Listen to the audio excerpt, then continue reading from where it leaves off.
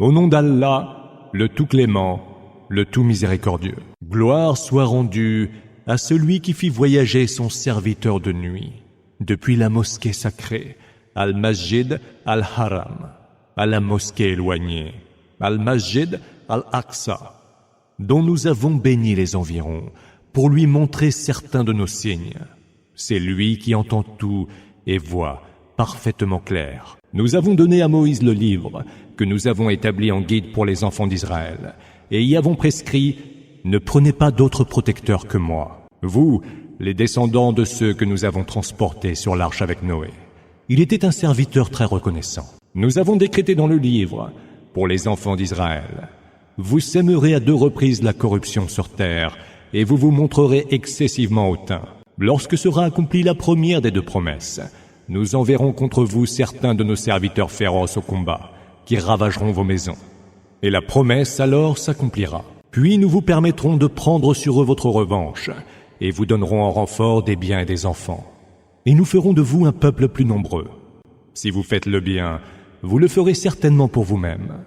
Et si vous faites le mal, ce sera à votre détriment. Et lorsque s'accomplira l'autre promesse, ils viendront marquer d'affliction vos visages, et entreront dans la mosquée comme ils y étaient entrés la première fois, et dévasteront complètement ce qu'ils auront envahi. Votre Seigneur, peut-être, vous fera miséricorde. Mais si vous revenez à la charge, nous reviendrons aussi. Et nous avons fait de la géhenne la prison des mécréants. Ce Coran conduit vers la voie de la droiture, et annonce aux croyants qui accomplissent les bonnes œuvres qu'ils seront grandement récompensés. Et annonce de même à ceux qui ne croient pas en l'autre monde que nous leur avons ménagé un supplice très douloureux. L'homme lance des imprécations pour obtenir le mal, contre lui-même et contre les siens, tout comme il prie pour obtenir le bien. C'est que l'homme est extrêmement pressé. Nous avons fait de la nuit et du jour 2 signes. Nous avons rendu obscur le signe de la nuit, et nous avons rendu clair le signe du jour, afin que vous sollicitiez les faveurs de votre Seigneur et que vous sachiez compter les années et calculer le temps. Ainsi avons-nous exposé toutes choses dans l'intimité du détail. Nous avons attaché au cou de chaque homme son augure, et au jour de la résurrection, nous sortirons pour lui un livre qu'il trouvera déployé devant lui. Lis ton livre. Il suffira de toi seul aujourd'hui pour te demander des comptes à toi-même, lui sera-t-il dit. Celui qui trouve la bonne direction l'aura trouvée pour lui-même, irtada, et celui qui se perd se sera perdu à ses dépens. Nul ne portera le fardeau d'un autre, et nous ne sévissons contre aucun peuple auquel nous n'ayons déjà envoyé un messager. Quand nous voulons faire périr une cité, nous ordonnons à ces hommes les plus fastueux de nous obéir, mais ils se livrent à tous les vices. Le verdict contre elle est alors justifié, et nous la démolissons complètement. Que de nations n'avons-nous pas fait périr après Noé? Ton Seigneur suffit pour être des péchés de ses serviteurs, informés et lucides. Celui qui veut le monde immédiat, nous nous hâtons de lui en accorder ce que nous voulons à qui nous voulons. Puis nous le vouons à la géhenne, où il brûlera, réprouvé et banni. Ceux qui veulent l'autre monde et s'emploient à y parvenir par les efforts qu'il faut, en ayant la foi, ceux-là verront leurs efforts reconnus. Nous dispensons des dons de ton Seigneur à tous, à ceux-ci et à ceux-là. Les dons de ton Seigneur ne sont défendus à personne. Vois comment nous avons privilégié certains par rapport à d'autres. Dans l'autre monde, il y aura de plus hauts degrés encore et de plus grands privilèges. Ne prends pas avec Allah une autre divinité, ou alors tu seras réprouvé et délaissé. Ton Seigneur a prononcé le décret que voici. N'adorez que lui et ayez de la bienveillance envers vos 2 parents. Et si l'un d'eux, ou les 2 ensemble, atteignent auprès de toi le grand âge, ne leur dis point « Fi de vous » et ne les rabroue pas, mais dis-leur des mots gentils. Abaisse vers eux par miséricorde l'aile de l'humilité et dis « Seigneur, veuille leur accorder miséricorde, comme ils m'ont élevé tout petit. » Votre Seigneur sait le mieux ce qu'il y a au fond de vous-même. Si vous êtes bon, il est absoluteur pour ceux qui savent revenir vers lui repentants. Donne ce qui leur est dû aux proches parents, aux pauvres et aux voyageurs de grand chemin, et ne dilapide pas les biens ouvertement. Les dilapidateurs sont les frères des démons. Et Satan est outrageusement ingrat envers son Seigneur. Si tu te détournes d'eux, parce que tu aspires à la miséricorde de ton Seigneur, tiens-leur un langage avenant. Ne garde pas ta main enchaînée à ton cou, ni ne l'étends exagérément, ou tu t'en trouveras blâmé et plein de regrets. Ton Seigneur étend ses dons pour qui il veut, ou les dispense avec mesure. Il est de ses serviteurs, informés et lucides. Ne tuez pas vos enfants par peur de la pauvreté. Nous assurons leur subsistance et la vôtre. C'est une énorme faute que de les tuer. N'approchez pas la fornication, car c'est une turpitude, et quel horrible chemin. Notez la vie qu'Allah a rendue sacrée qu'en toute justice. Quant à celui qui serait tué injustement, nous avons donné à son représentant le pouvoir de réclamer justice.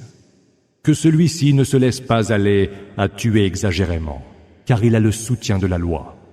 Et n'approchez pas les biens de l'orphelin, sauf de la meilleure façon qui convienne, et jusqu'à ce qu'il atteigne sa majorité.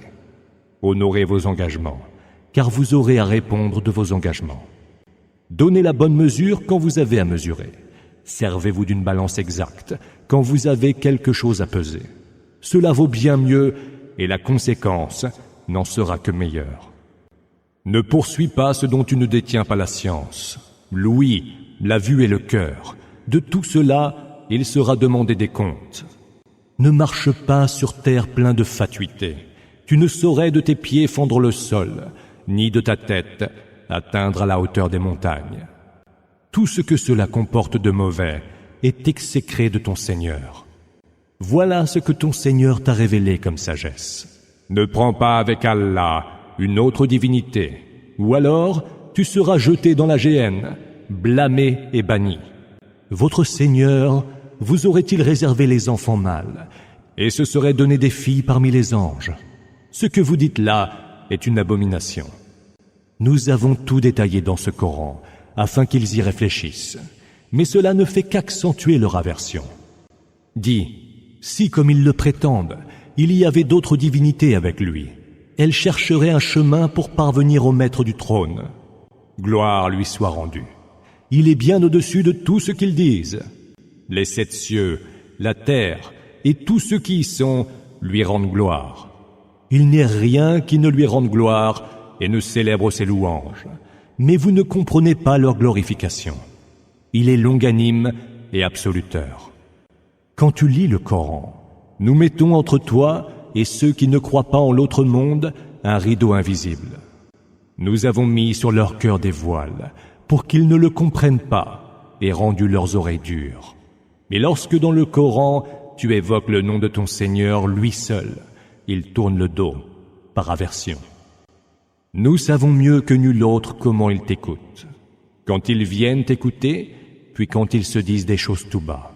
Les injustes concluent, celui que vous suivez n'est qu'un homme ensorcelé. Voilà à quoi ils t'assimilent. Ils se sont égarés et ne sauront retrouver leur chemin. Ils disent, se peut-il qu'après avoir été réduits à des os et de la poussière, nous soyons ressuscités en une nouvelle création? Dis, soyez pierre ou fer, ou une autre créature, quelque grande qu'elle soit à vos yeux. Ils diront toujours, qui nous fera revenir à la vie? Dis, celui qui vous a créé la première fois. Ils hocheront la tête et diront, et quand cela? Réponds, cela est peut-être tout proche. Le jour où il vous appellera à lui, vous répondrez à sa volonté en célébrant ses louanges, et vous croirez n'être resté que peu de temps sur terre. Dis à mes serviteurs de tenir le meilleur langage qui convienne, car Satan aime à semer entre la discorde. Satan est certes pour l'homme un ennemi avéré. Votre Seigneur en sait mieux sur vous. S'il veut, il vous accueille volontiers dans sa grâce. Et s'il veut, il vous soumet au supplice. Nous ne t'avons pas envoyé vers eux pour être leur répondant. Et ton Seigneur en sait mieux sur ceux qui sont dans les cieux et sur terre. Nous avons certes privilégié certains prophètes par rapport à d'autres, et nous avons donné à David les psaumes, le Zabour. Dis, invoquez donc ceux que vous prétendez être ses émules en dehors de lui. Ils ne détiennent ni le pouvoir de vous éviter le mal, ni de le détourner de vous. Ceux qu'ils invoquent aspirent eux-mêmes à l'envie, à trouver un moyen qui les rapproche de leur Seigneur. Ils espèrent sa grâce et redoutent son supplice, car le supplice de ton Seigneur est vraiment redoutable. Il n'est point de cité que nous ne fassions périr avant le jour de la résurrection, ou contre laquelle nous ne sévissions par un terrible supplice. Cela est inscrit dans le livre éternel. Ce qui nous empêche d'envoyer des miracles est qu'ils furent déjà traités de mensonges par les premiers peuples. Nous avons donné au peuple des Thamoud la chamelle comme miracle évident, mais ils la maltraitèrent injustement. Nous n'envoyons les miracles que pour faire peur. Rappelle-toi, lorsque nous t'avons dit que ton Seigneur cerne les hommes de toutes parts, la vision que nous t'avons montrée n'était qu'une mise à l'épreuve pour les hommes, tout comme l'arbre maudit cité dans le Coran. Nous leur faisons peur pour les intimider, et ils n'en sont que plus rebelles. Et rappelle-toi aussi lorsque nous dîmes aux anges, « Prosternez-vous devant Adam », et qu'ils se prosternèrent, sauf Iblis, qui dit « Me prosternerai-je devant celui que tu as créé d'argile ?» Puis il ajouta « Vois-tu celui-là que tu as honoré plus que moi ?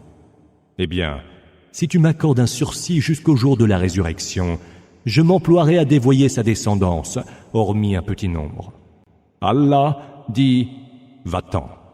Toi et quiconque parmi eux te suivra, vous aurez pour récompense l'enfer, large récompense s'il en est. Attire de ta voix ce que tu pourras. Mobilise contre eux et ta cavalerie et ta piétaille.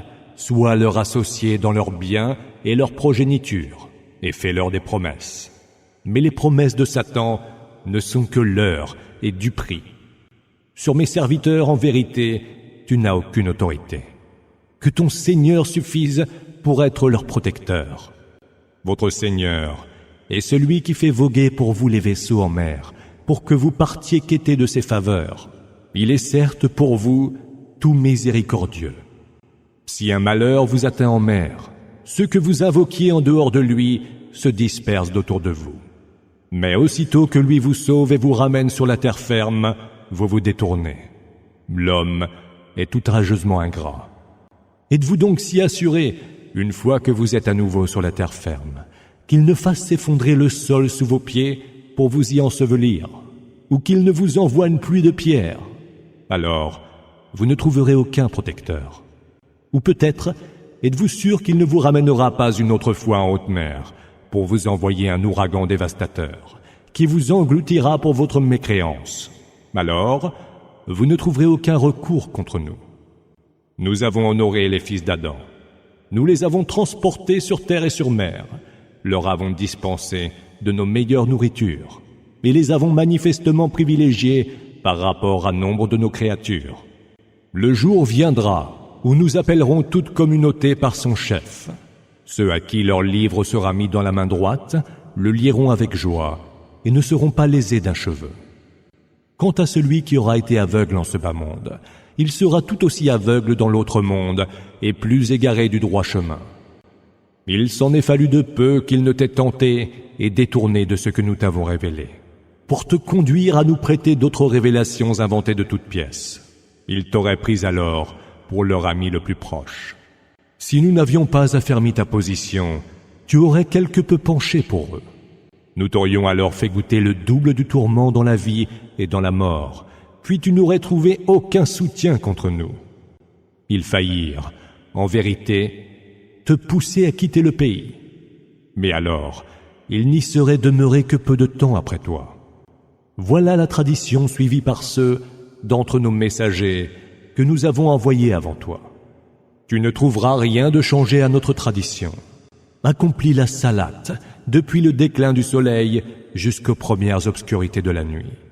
Et récite aussi le Coran à l'aube, car à la lecture du Coran de l'aube assistent des anges témoins. Réveille-toi une partie de la nuit pour réciter le Coran dans tes prières surérogatoires, afin que ton Seigneur, peut-être, te ressuscite, élevé à une dignité louable. Dis, Seigneur, veuille me faire entrer d'une entrée heureuse et me faire sortir d'une sortie tout aussi heureuse. Fais que me soit accordé de ta part pouvoir et soutien. Dis, la vérité est venue. l'erreur s'en est allée, car l'erreur ne peut que s'en aller. Dans le Coran, nous envoyons ce qui est guérison et miséricorde pour les croyants, mais il ne fait qu'ajouter à la perdition des injustes. Aussitôt que nous le comblons de nos grâces, l'homme se détourne et se retire loin de nous, mais dès qu'un mal l'affecte, voilà qu'il désespère. Dis, chacun agit comme il l'entend, mais votre Seigneur sait mieux qui suit le meilleur chemin. Il t'interroge à propos de l'âme. Dis, l'âme est du ressort de mon Seigneur, et il ne vous a été donné que très peu de science. Si nous voulions, nous ferions certes disparaître tout ce que nous t'avons révélé. Alors, tu ne trouverais personne pour te défendre auprès de nous. Mais il n'en est rien, par miséricorde de ton Seigneur, car ses faveurs envers toi sont immenses. Dis, quand bien même les hommes et les djinns s'uniraient pour produire quelque chose de semblable au Coran, ils ne produiraient rien qui lui soit semblable, fussent-ils en cela très solidaires les uns des autres. Nous avons, dans ce Coran, détaillé toutes sortes d'exemples pour les hommes, mais la plupart des hommes refusent obstinément de renoncer à la mécréance. Ils disent, nous ne croirons pas en toi avant que tu ne fasses jaillir de la terre une source inépuisable, ou que, dans un jardin de palmiers et de vignes que tu possèdes toi-même, tu ne fasses sourdre maintes torrents d'abondantes eaux vives, ou que, comme tu le prétends, tu ne fasses tomber sur nous le ciel par pans entiers, ou ne fasses se tenir devant nous Allah et ses anges, ou que tu n'aies une maison richement ornementée, ou que tu ne t'élèves jusqu'au ciel. Là encore, nous ne croirons point à ton élévation avant que tu n'aies fait descendre un livre que nous puissions lire. Dis, gloire soit rendue à mon Seigneur. Suis-je autre chose qu'un homme et qu'un messager? Rien n'empêche les hommes de croire lorsque la bonne direction, Huda, leur est parvenue. Sinon qu'ils s'écrient, Allah envoie-t-il donc un simple humain en messager? Dis, s'il n'y avait eu sur terre que des anges marchant sereinement, nous leur aurions envoyé du ciel un ange pour messager. Dis, qu'Allah suffise comme témoin entre vous et moi, car il est de ses serviteurs, informé et lucide. Celui qu'Allah guide, celui-là est bien guidé. Et ceux qui l'égarent, tu ne leur trouveras aucun allié en dehors de lui. Nous les ramènerons en foule au jour de la résurrection, le visage à même la terre, aveugles, muets et sourds. Leur séjour sera la géhenne. Dès que sa flamme se sera atténuée, nous l'attiserons par un feu plus ardent. Telle est leur récompense, car ils ont mécru en nos signes, et ont dit, se peut-il qu'après avoir été réduits à des eaux et de la poussière, nous soyons ressuscités en une nouvelle création?